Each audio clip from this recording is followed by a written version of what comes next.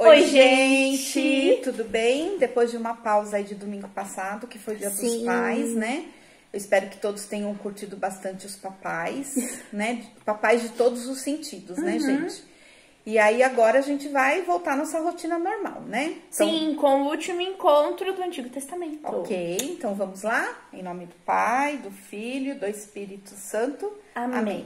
Bom, nesse encontro a gente vai falar sobre os profetas.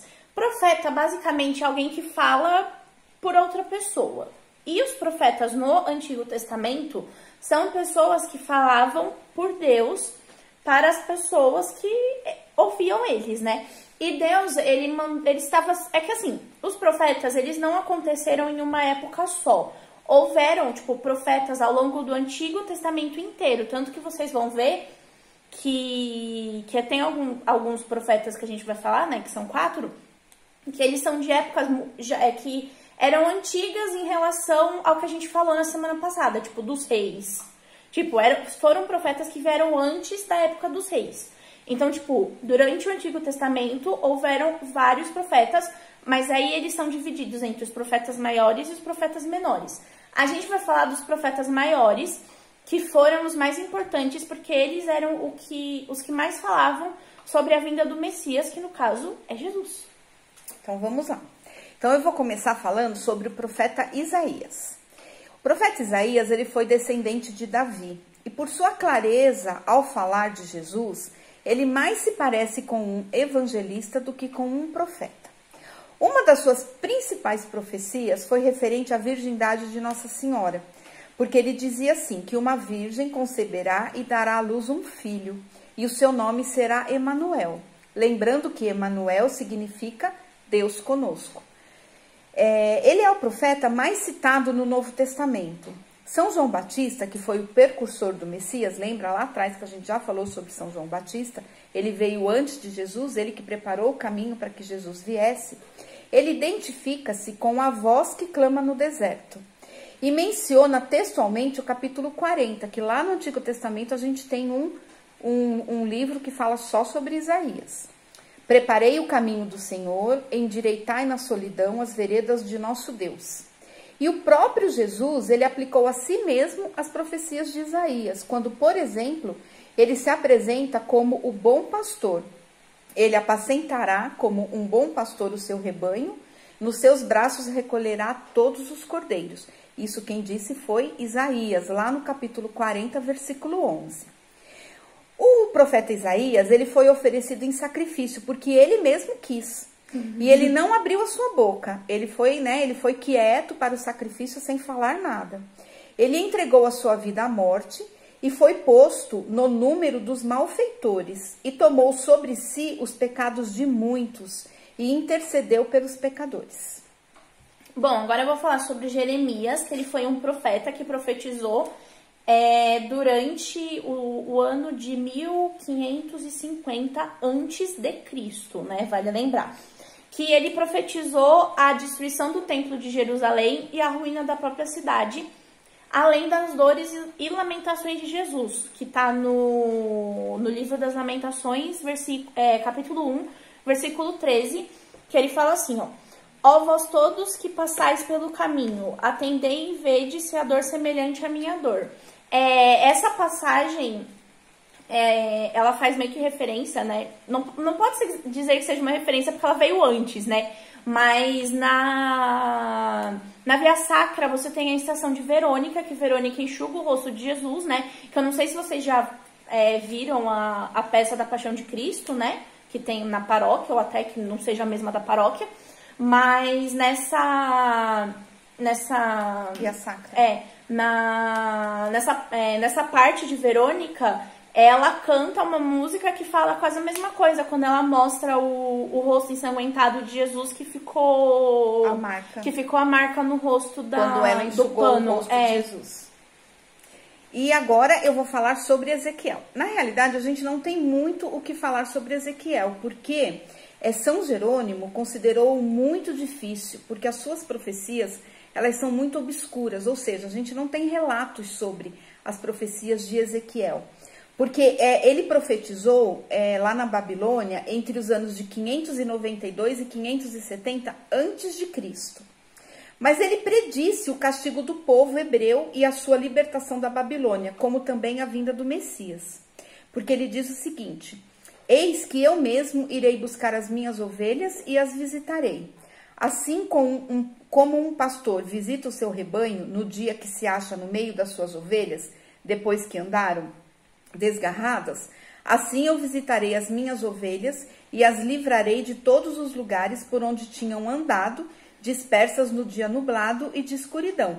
Isso que ele fala ele profetizou isso, né? Então isso a gente pode entender que ele está falando aqui sobre Jesus, né? Sim. Só que a gente não tem muitos relatos sobre ele. E bom, agora eu vou falar sobre Daniel, que é um profeta bem conhecido, que eu vou ler a passagem, que ele é mais conhecido assim, por ser. Mas enfim, Daniel, ele era descendente de Davi e muito jovem ele foi levado para cativo na Babilônia pelo rei Nabucodonosor, que reinou, que era imperador da Babilônia, mais ou menos pelo ano 500 a.C. também. E o imperador, que ele ficou impressionado pelo talento e sabedoria que Daniel demonstrou, tomou para ser servo dele. Só que tinha muita gente que não gostava de Daniel, porque Daniel, ele era muito sábio. E por causa disso, mandaram ele pra Cova dos Leões, que é isso que eu vou ler agora, na nossa famosa Bíblia Infantil. Tá no livro de Daniel, no capítulo 6, essa passagem. O quarto de Daniel ficava no andar de cima e a janela abria na direção de Jerusalém. Daniel foi para seu quarto orar. 3 vezes ao dia, ele se ajoelhava e orava, agradecendo a Deus. Alguns homens que não gostavam de Daniel o viam orando. Disseram ao rei: Sua Majestade não publicou um decreto que, durante 30 dias, ninguém podia orar a nenhum deus, mas somente ao rei? E que quem desobedecesse a esta ordem seria jogado na cova dos leões? O rei respondeu: O decreto está valendo. Então eles disseram: Daniel não liga para o decreto, ele ainda ora 3 vezes ao dia a seu Deus. Quando chegou perto da cova, o rei chamou Daniel. Será que seu Deus foi capaz de salvá-lo dos leões? Daniel respondeu: Meu Deus mandou seu anjo e ele fechou a boca dos leões, e eles não me fizeram mal nenhum. O rei ficou muito contente e deu ordens para tirarem Daniel de lá imediatamente. Só que, além da Cova dos Leões, Daniel também ele é muito conhecido porque ele porque ele profetizou que, contando a época que ele estava, né? Depois de 70 semanas de anos, as visões e as profecias dos profetas seriam cumpridas e o santo dos santos seria ungido. E basicamente, essas 70 semanas de anos, contando da época que Daniel fez isso, dá exatamente no ano de 33 depois de Cristo, que foi quando Jesus morreu. É muita confusão de ano, gente. Que foi o ano que Jesus morreu, né? E que basicamente o santo dos santos foi ungido, né? Que era o próprio Jesus.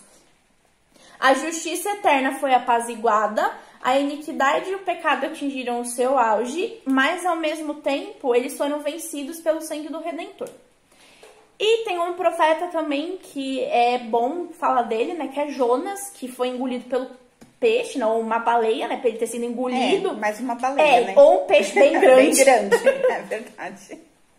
Que quando Jonas ele foi engolido pelo peixe, ele ficou 3 dias vivo dentro do ventre do peixe. Que é basicamente tipo um foreshadowing, né? Eu esqueci como essa palavra em português. Uma profecia. Enfim, eu acho que a maioria de vocês sabe que é um foreshadowing. Minha mãe não sabe. Eu não sei. Sobre o fato que Jesus seria morto e depois de 3 dias ele ia ser ressuscitado. É isso. Então, aqui, ó, aí, o que eu quero, vale comentar, para vocês saberem a diferença dos profetas e dos evangelistas. Os profetas que a gente citou aqui, e existem outros, eles vieram antes de Cristo, né? Então, assim, tudo que eles falaram eles profetizaram, como se ainda fosse acontecer. Sim, eles não tiveram vivência de nada do que aconteceu com Jesus. Deus falava com eles, eles escreviam e contava pro povo. Era basicamente isso. Porque ninguém sabia quem ia ser o Messias ou quando o Messias ele ia vir.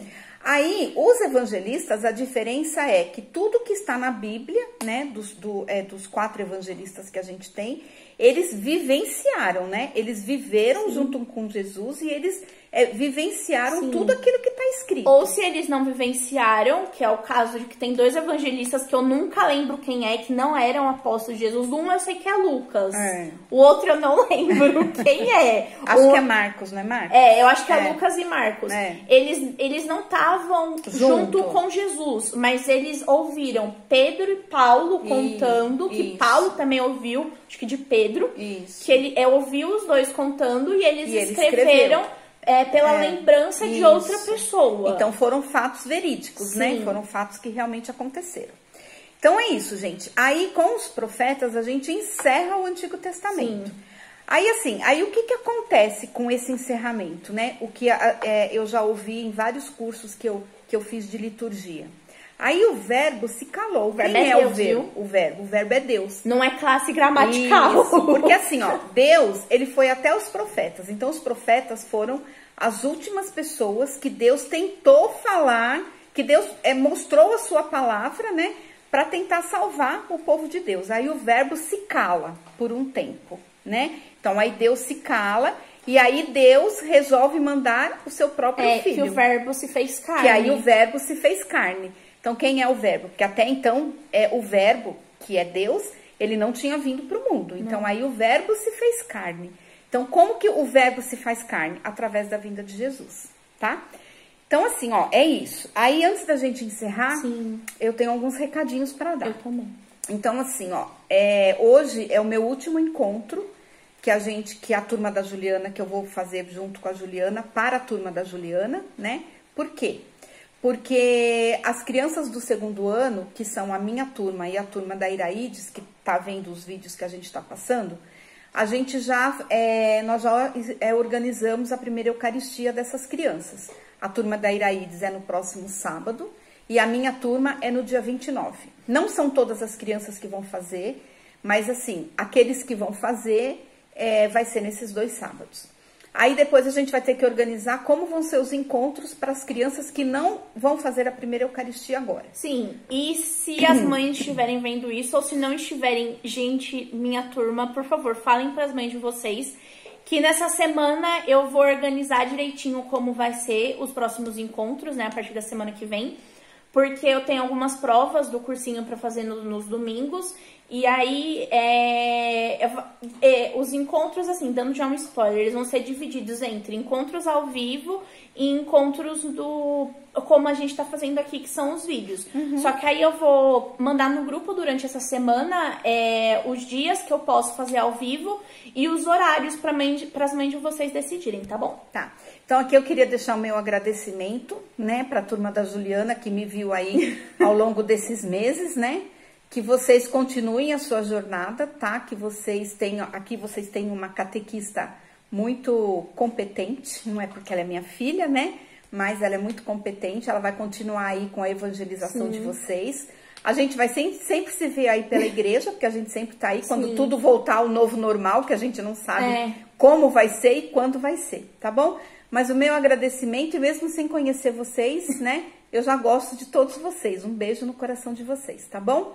Vamos rezar então uma Ave Maria, né? Para que ela interceda sobre nós, para as nossas celebrações da primeira Eucaristia, que vai ser nesses 2 próximos sábados, né? Que ela esteja presente junto lá com Jesus, intercedendo por nós e nos cobrindo com seu manto de bênção e proteção. E para a turma da Juliana, que ela entre, né, na casa de cada um de vocês e abençoe sempre também. Vamos rezar uma Ave Maria?